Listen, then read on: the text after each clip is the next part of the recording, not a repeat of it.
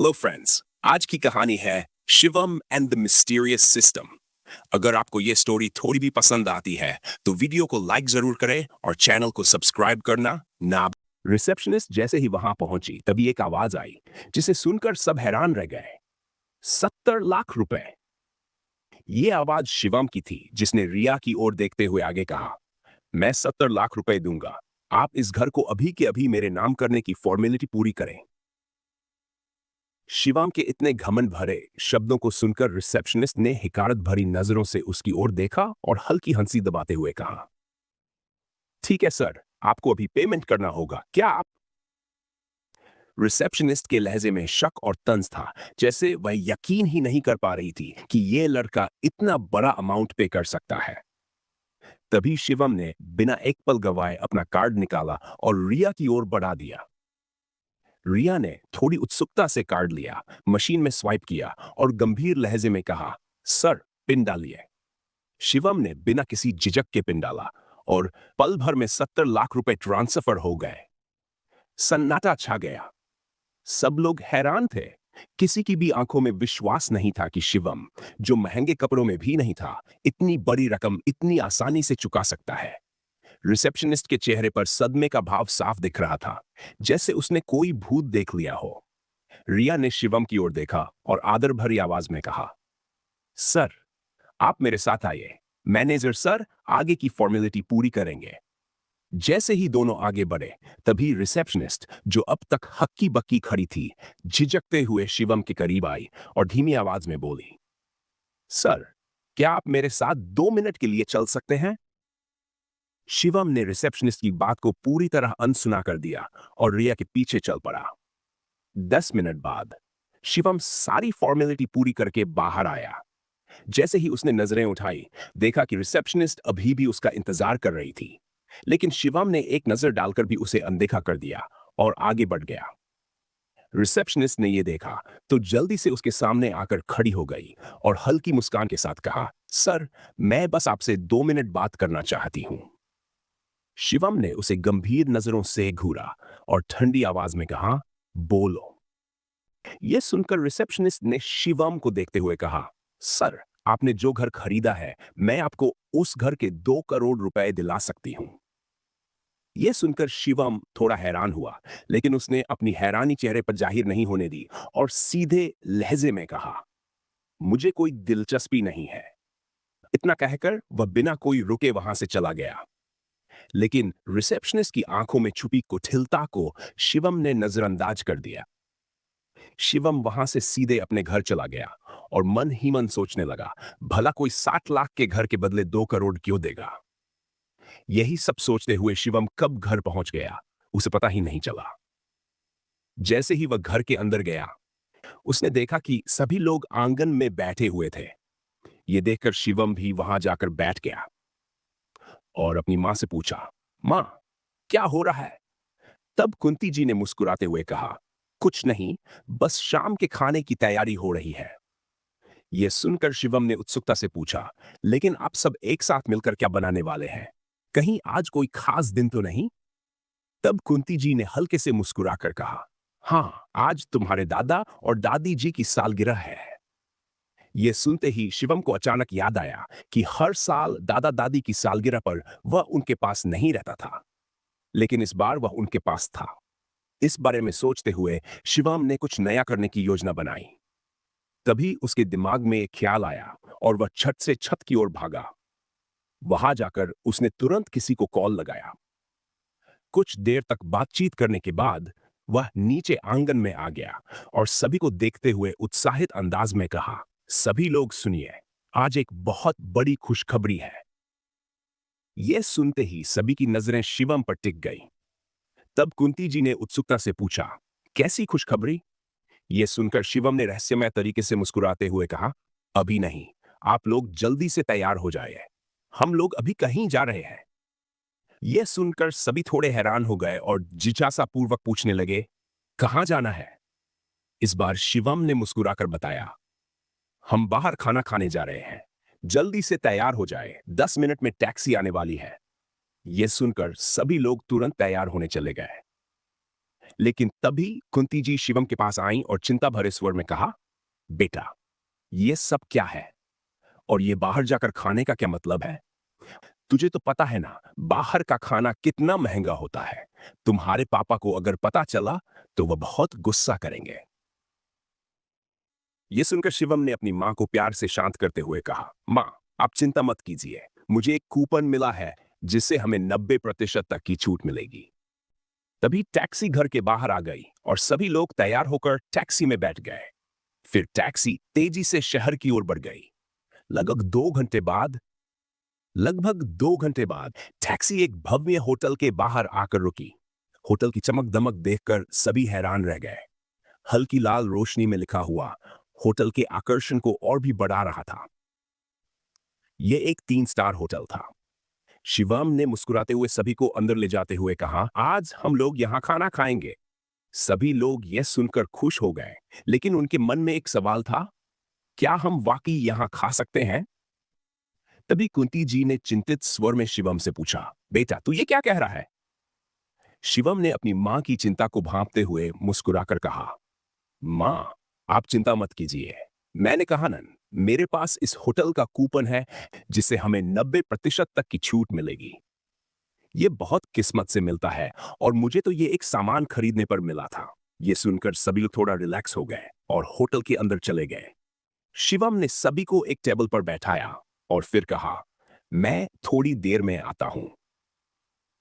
इतना कहकर वह रिसेप्शन काउंटर की ओर बढ़ गया। जैसे ही वह रिसेप्शनिस्ट के सामने पहुंचा, उसने गंभीर लहजे में कहा, हेलो मैम, क्या मैं मैनेजर से मिल सकता हूं? यह सुनकर रिसेप्शनिस्ट ने हल्की मुस्कान के साथ शिवम को देखा और कहा, सर, मैं आपकी मदद कर सकती हूं। आप मुझे बताइए। शिवम ने सिर हिलाते हुए कहा, नहीं, मुझे मैनेजर से ही मिलना है। तभी शिवम के पीछे से एक रौबदार आवाज गूंजी, मैं आपकी किस तरह की मदद कर सकता हूं? चौंक कर पीछे मुड़ा। उसने देखा कि एक 30 वर्षीय व्यक्ति जेब में हाथ डाले उसे ही देख रहा था। उसकी आंखों में तेजी थी, चाल में आत्मविश्वास और आवाज में गंभीरता। यह देखकर शिवम ने आश्चर्य से पूछा, आप कौन है? उस व्यक्ति ने हल्की भौहें सिकोड़ते हुए जवाब दिया, मैं राकेश खन्ना हूं, यहां का मैनेजर। यह सुनकर शिवम हल्का मुस्कुराया और आत्मविश्वास से कहा, सर, मुझे एक 90% डिस्काउंट वाला कूपन चाहिए। यह सुनते ही राकेश ने अपनी सिकुड़ी हुई भौहों को हैरानी से उठाते हुए कहा, देखिए सर, हमारे यहां कोई कूपन नहीं मिल रहा है। तभी शिवम ने उसकी बात बीच में ही काटते हुए ठोस लहजे में कहा, मैं आपको 1 लाख रुपए दूंगा। आपको डिस्काउंट कूपन के साथ टेबल नंबर 7 पर एक वेटर भेजना होगा। राकेश की आंखों में एक पल के लिए आश्चर्य कौंध गया, लेकिन अगले ही पल उसकी आंखों में एक अजीब सी चमक आ गई। उसे अच्छी तरह पता था कि उसकी 2 महीने की कमाई मिलाकर भी 1 लाख रुपए नहीं होती। उसने शिवम की ओर देखते हुए जल्दी से सहमति में सिर हिलाया और कहा, ठीक है सर, काम हो जाएगा। इसके बाद राकेश ने एक वेटर को बुलाया और उसके कान में कुछ कहकर उसे भेज दिया। फिर शिवम भी शांत चेहरे के साथ अपने परिवार वालों के पास लौट आया। लगभग 10 मिनट बाद वेटर ने शिवम की टेबल पर आकर ऑर्डर लिया। कुछ ही देर में गर्मा गर्म खाना सबके सामने परोसा गया। सभी लोग हंसी मजाक के बीच मजे से खाना खाने लगे। तभी वेटर बिल लेकर आया। जैसे ही सभी ने बिल पर नजर डाली, वे हैरान रह गए। पूरा बिल सिर्फ 500 रुपए का था। यह देखकर कुंती जी को थोड़ी हैरानी हुई, लेकिन उनके चेहरे पर संतोष की झलक भी दिखी। चलो, ज्यादा पैसे नहीं लगे, उन्होंने मन ही मन सोचा। फिर शिवम ने काउंटर पर जाकर पूरे 1,05,00,000 जमा कर दिए और अपने परिवार के साथ टैक्सी में बैठकर घर की ओर निकल गया। आज शिवम के दादाजी बहुत खुश थे। उन्होंने शिवम की ओर प्यार भरी नजरों से देखते हुए कहा, बेटा, आज तुमने मुझे बहुत खुश कर दिया। मैं अपने बचे हुए जीवन में इस दिन को कभी नहीं भूलूंगा। आज इतने सालों बाद हम कहीं घूमने आए हैं, वरना काम के चक्कर में घर में कोई रहता ही नहीं। और अब इन बूढ़ी हड्डियों में इतनी जान भी नहीं कि मैं खुद परिवार को कहीं लेकर जा सकूं। यह सुनकर शिवम ने दादा दादी की ओर देखते हुए भावुक स्वर में कहा, आप दोनों ही मुझे सबसे ज्यादा प्यार करते हैं। बचपन से लेकर आज तक आपने मुझे जितना प्यार दिया है वो मैं सोच भी नहीं सकता, और उसके सामने मैंने जो किया है वो तो कुछ भी नहीं है। बातों ही बातों में सफर कट गया और सब घर पहुंच गए। कुछ देर तक आंगन में बैठकर हंसी मजाक चलता रहा। फिर धीरे धीरे सब सोने चले गए। अगली सुबह शिवम गहरी नींद में था। तभी अचानक, होस्ट, आपने कल के टास्क अधूरे छोड़ दिए हैं, इसलिए आज आपको पनिशमेंट के रूप में 200 पुश अप्स करने होंगे, वरना आप 5 मिनट तक बिजली का झटका दिया जाएगा। सिस्टम की आवाज सुनते ही शिवम की नींद जैसे उड़ गई। उसने हड़बड़ाकर आंखें खोली और जल्दी से सिस्टम से विनती भरे स्वर में कहा, सिस्टम, क्या तुम सजा थोड़ी कम कर सकते हो? सिस्टम ने बिल्कुल ठंडी आवाज में जवाब दिया, होस्ट, आपको 1 घंटे में पनिशमेंट पूरी करनी होगी, वरना। इतना सुनते ही शिवम तेजी से पुशअप्स करने लगा। पहले 50 पुशअप्स, फिर 100। जैसे ही 150 पुशअप पूरे हुए, उसके हाथ कांपना शुरू हो गए। आखिरी 200वां पुशअप्स लगाते ही वह थक कर जमीन पर गिर गया। 1 घंटे तक उसके शरीर में कोई हलचल नहीं हुई। 1 घंटे बाद आहिस्ता से उठा, फ्रेश हुआ और नाश्ता करके घर से बाहर निकल आया। फिर उसने अपना फोन निकाला और किसी को कॉल लगाया। कुछ सेकंड तक घंटी बजती रही। फिर दूसरी तरफ से एक भारी आवाज आई, हेलो, कौन है? शिवम ने दृढ़ता से स्पष्ट स्वर में कहा, एक कंपनी बनानी है और इसके मैनेजर तुम रहोगे। शाम को मुझसे बेली शहर के सिल्वर कॉलोनी विला नंबर 4 में मिलो। इतना कहकर शिवम ने कॉल काट दिया और सामने वाले को कुछ कहने का मौका तक नहीं दिया। वहीं दूसरी ओर एक छोटे से कमरे में एक व्यक्ति हैरानी से अपने फोन को देख रहा था। तभी एक मीठी और पतली आवाज आती है, क्या हुआ जी? किसका फोन था?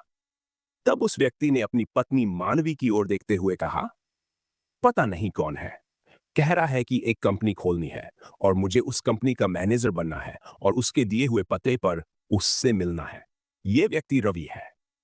यहां एक तरफ रवि हैरान है और उसे हैरान करने वाला व्यक्ति सिल्वर कॉलोनी के विला नंबर 14 के गेट पर खड़ा है। यह शिवम है, जो कि अपने खरीदे हुए घर को देखने आया है। शिवम ने गेट पर खड़े होकर सिस्टम से पूछा, सिस्टम, क्या तुम इस पूरे घर को स्कैन कर सकते हो? तब सिस्टम ने कहा, होस्ट, अगर आप इस पूरे घर को स्कैन करना चाहते हैं तो आपको मार्केट से एक्स-रे विजन स्किल खरीदना होगा। यह सुनकर शिवम जब मार्केट प्लेस में देखता है तो उसे एक्स-रे विजन स्किल के आगे 65 पॉइंट्स दिखाई देते हैं, लेकिन उसके पास अभी सिर्फ 15 पॉइंट्स है। ये देखकर शिवम तुरंत अपने कुछ टास्क पूरे करता है, जैसे कि कुछ चीजों को स्कैन करना और कुछ छोटे टास्क पूरे करना, जिसके बाद अब उसके पास कुल 35 पॉइंट्स हो गए। शिवम को अभी भी 30 पॉइंट्स की जरूरत है। शिवम अपने ख्यालों में खोया हुआ था कि तभी उसकी नजर कॉलोनी के बाहर की भीड़ पर गई। ये देखकर वह उस ओर बढ़ गया और देखा कि एक 6 से 7 साल का छोटा लड़का एक 30 वर्षीय महिला के गोद में बेहोश है और वह महिला मदद के लिए विनती कर रही है। तभी एक व्यक्ति कहा, मैंने एम्बुलेंस को फोन कर दिया है, वे लोग 20 मिनट में पहुंच जाएंगे। तभी भीड़ से एक आवाज आती है, अगर इसे 10 मिनट में इलाज नहीं मिला तो इसकी जान को खतरा हो सकता है। यह सुनकर सभी लोग चुप हो गए और उस आवाज की दिशा में देखने लगे। तब उन्हें एक 18 वर्ष का युवक हाथ बंधे खड़ा दिखाई दिया। यह शिवम है। शिवम देख सकता है कि उस छोटे लड़के के शरीर से एक अजीब ऊर्जा निकल रही है। साधना सीखने के बाद से उसे अब दूसरों से निकल रही ऊर्जा भी महसूस होती है, परंतु वह इससे किसी का साधना स्तर या फिर ऊर्जा को स्पष्ट नहीं बता सकता है। तभी भीड़ से एक व्यक्ति ने उपहास करते हुए पूछा, तो क्या तुम इसे बचा सकते हो? तुम तो खुद अभी एक बच्चे हो। यह सुनकर शिवम ने महिला की ओर देखते हुए बोला, अगर आप चाहे तो। इसी के साथ आज का एपिसोड यही खत्म होता है। मिलते हैं नए एपिसोड में, जहां शिवम और सिस्टम की कहानी में एक और रोमांचक मोड़ आएगा। जाते जाते चैनल को सब्सक्राइब करना ना भूलें ताकि आप कोई भी नया एपिसोड मिस करें। धन्यवाद।